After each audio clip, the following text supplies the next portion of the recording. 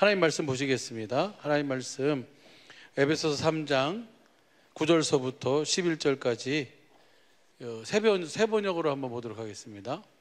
시작. 만물을 창조하신 하나님 안에 영원 전부터 감춰져 있는 비밀의 계획이 무엇인지를 모두에게 밝히게 하셨습니다.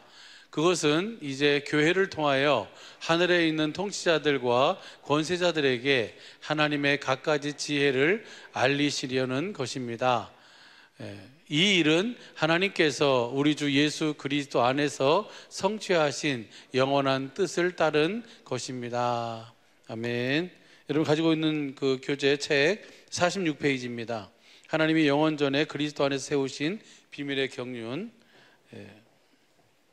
예수님이 전하는 복음을 이해하고 알기 위해서는 먼저 영원 전에 하나님께서 그리스도로 말미암아 하늘에서 계획하신 반드시 이루실 하나님의 그 비밀의 경륜, 이 계획에 대해서 확실하게 알아야 됩니다.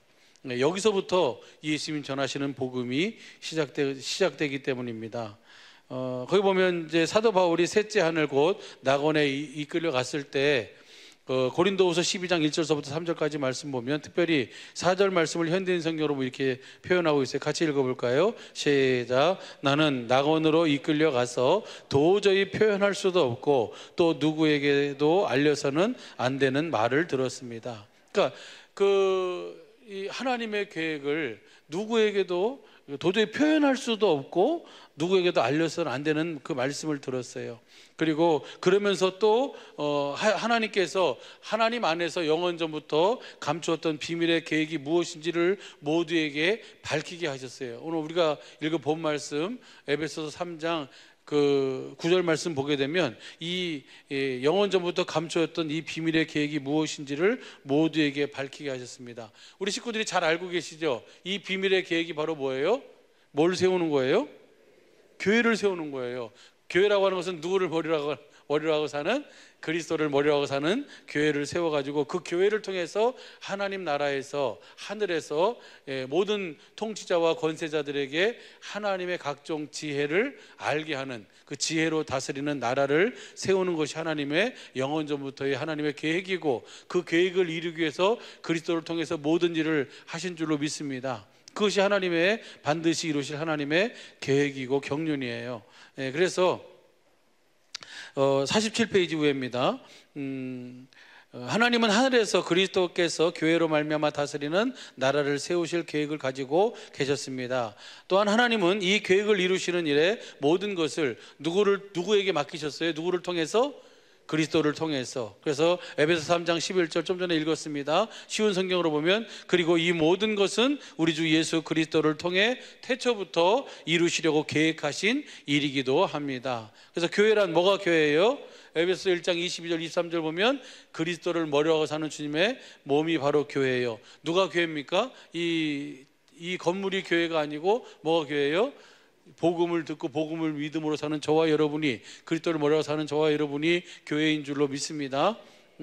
그래서 저와 여러분을 교회로 세우셔서 저와 여러분에게 하나님의 생명 그리스도의 마음 예수의 이름을 주시고 그 생명으로 다스리는 나라를 세우실 것을. 그래서 에베소서 2장 5절부터 보면 장차 오는 세상이 있어요. 지금 우리가 사는 이 세상은 교회를 세우는 거고 장차 오는 세상은 그리스도를 머리로 해서 주님이 다스리는, 주님이 통치하는 나라, 하나님께서 꿈꾸셨던 계획하셨던 그 나라를 세우는 것이 바로 하나님의 영원 전부터의 소원이고 계획인 줄로 믿습니다.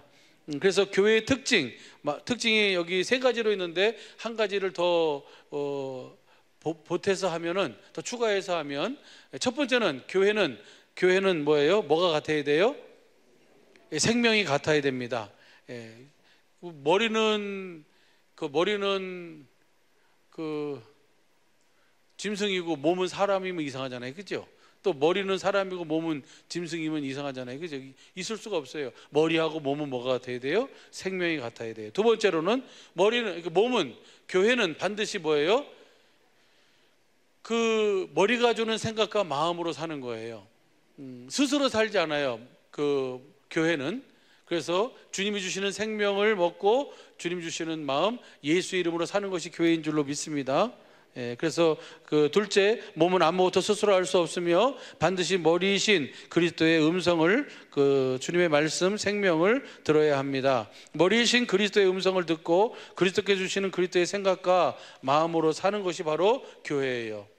할렐루야. 누가 그렇게 사셨어요? 예수님께 사셨어요.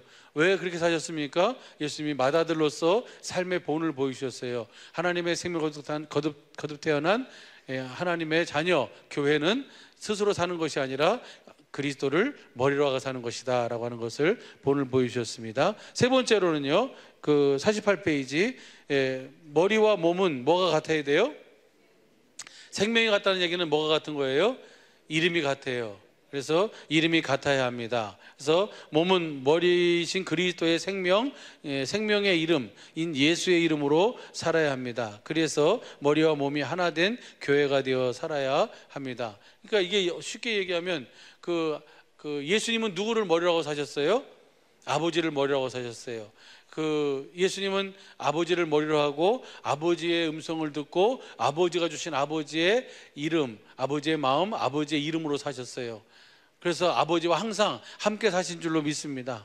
그러니까 머리가 아버지인데 아버지가 이름을 줬어요. 그런데 예수님은 아버지가 준 이름으로 안 살고 다르게 살아요. 그러면 그것이 바로 뭐예요? 이것이 교회가 아닌 거예요. 교회는 반드시 머리의 음성, 머리가 주는 생명, 머리를 통해서 주시는 그 마음, 그 예수의 이름으로 살아야 될 줄로 믿습니다. 그다음에 그리고 이제 세 번째인데, 네 번째는 교회에게 뭘 주셨어요? 교회에게 천국의 열쇠를 주셨어요. 그래서 예수님이 마태복음 16장 13절서부터 19절까지 보게 되면 사람들이 나를 누구라 하더냐라고 하니까 뭐 세례 선지자 중에 하나 세례 요한이다 라고 합디다. 그러니까 예수님이 뭐라 그래요? 제자들에게 그럼 너희는 나를 누구라고 생각하느냐?